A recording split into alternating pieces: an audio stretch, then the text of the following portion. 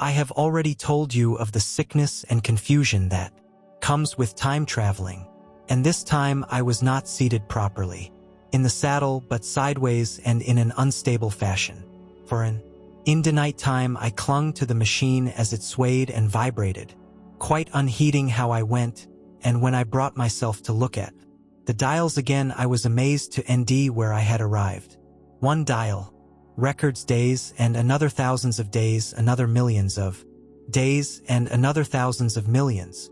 Now, instead of reversing the levers, I had pulled them over so as to go forward with them, and when I came to look at these indicators I found that the thousands hand was sweeping round as fast as the seconds hand of a watch into futurity. As I drove on, a peculiar change crept over the appearance of things. The palpitating grayness grew darker. Then, though I was still traveling with prodigious velocity, the blinking succession of day and night, which was usually indicative of a slower pace, returned and grew more and more marked. This puzzled me very much at RST.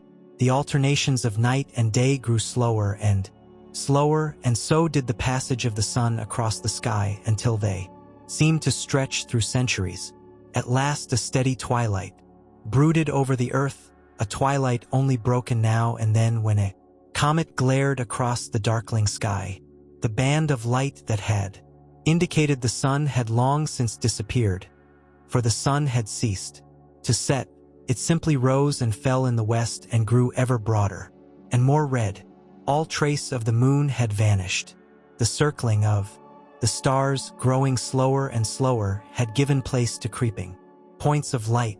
At last, some time before I stopped, the sun, red and very large, halted motionless upon the horizon, a vast dome glowing with a dull heat, and now and then sewering a momentary extinction.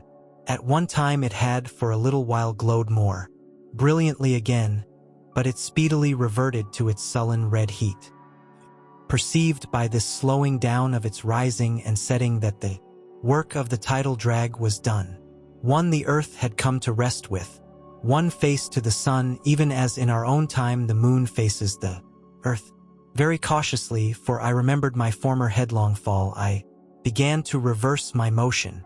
Slower and slower went the circling hands until the thousands one seemed motionless and the daily one was no longer a mere mist upon its scale. Still slower until the dim outlines of a desolate beach grew visible.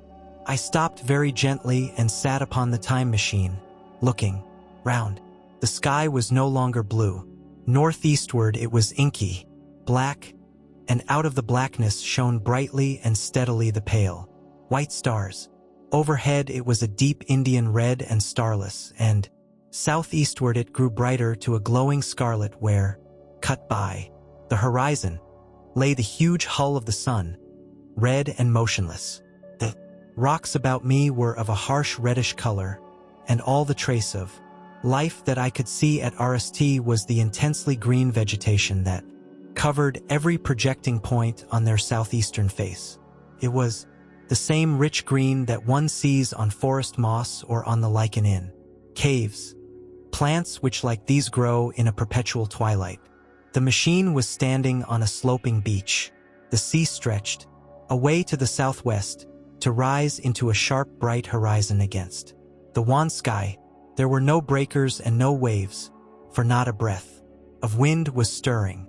Only a slight oily swell rose and fell like a gentle breathing, and showed that the eternal sea was still moving and living, and along the margin where the water sometimes broke was a thick incrustation of salt, pink under the lurid sky.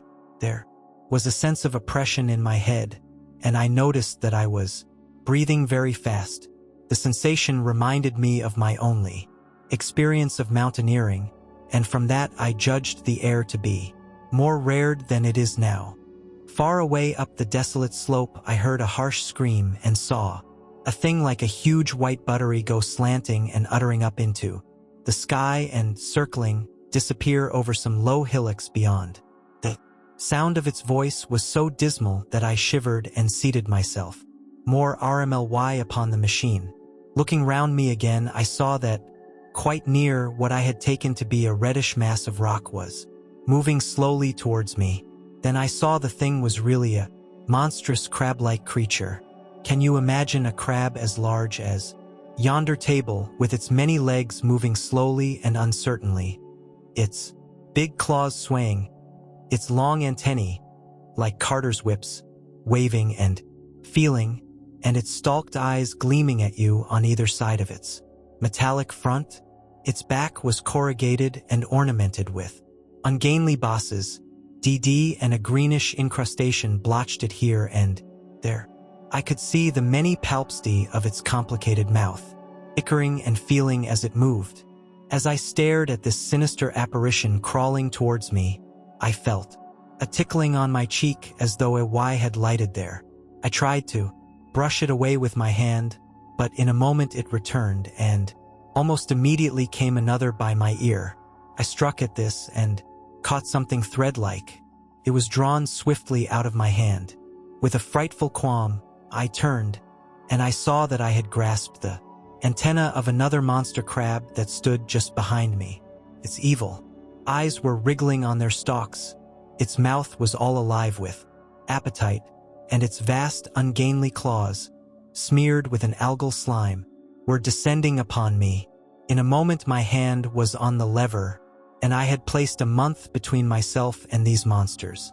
But I was still on the same beach, and I saw them distinctly now. As soon as I stopped, dozens of them seemed to be crawling here and there, in the somber light, among the foliated sheets of intense green. I cannot convey the sense of abominable desolation that hung over the world. The red eastern sky, the northward blackness, the salt Dead Sea, the stony beach crawling with these foul, slow, stirring monsters, the uniform poisonous-looking green of the lichenous plants, the thin air that hurts one's lungs, all contributed to an appalling edict.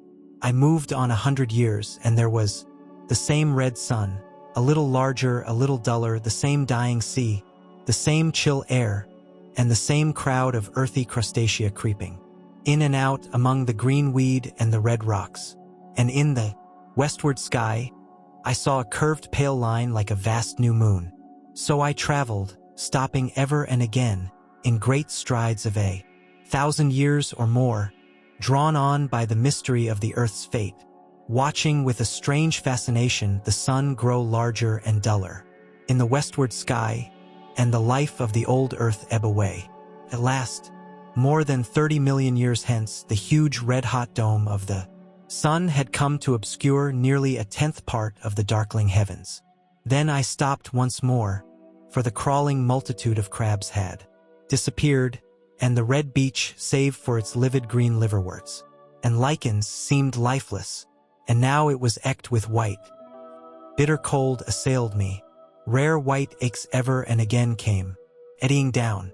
To the northeastward, the glare of snow lay under the starlight of the sable sky, and I could see an undulating crest of hillocks pinkish white.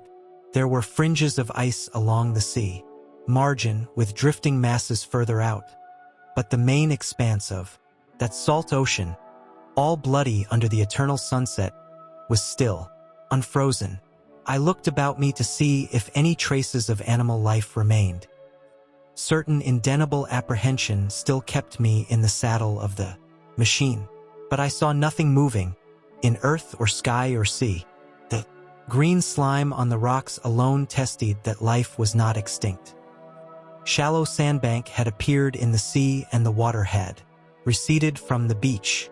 I fancied I saw some black object hopping about upon this bank, but it became motionless as I looked at it, and I judged that my eye had been deceived, and that the black object was merely a rock. The stars in the sky were intensely bright and seemed to me to twinkle very little.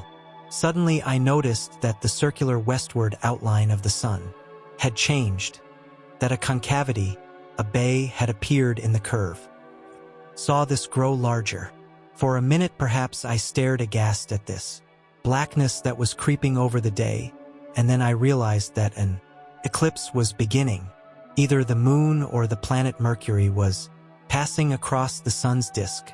Naturally, at RST I took it to be the moon, but there is much to incline me to believe that what I really saw was the transit of an inner planet passing very near to the Earth. The darkness grew apace. A cold wind began to blow in, freshening gusts from the east, and the showering white aches in the air increased in number. From the edge of the sea came a ripple and whisper. Beyond these lifeless sounds, the world was silent. Silent would be hard to convey the stillness of it. All the sounds of man, the bleating of sheep, the cries of birds, the hum of insects, the stir that makes the background of our lives, all that was over. As the darkness thickened, the eddying aches grew more abundant, dancing before my eyes, and the cold of the air more intense. Last, one by one, swiftly, one after the other, the white peaks of the distant hills vanished into blackness. The breeze rose to a moaning wind. I saw the black central shadow of the eclipse sweeping towards me. In another moment, the pale stars alone were visible. All else was rayless obscurity.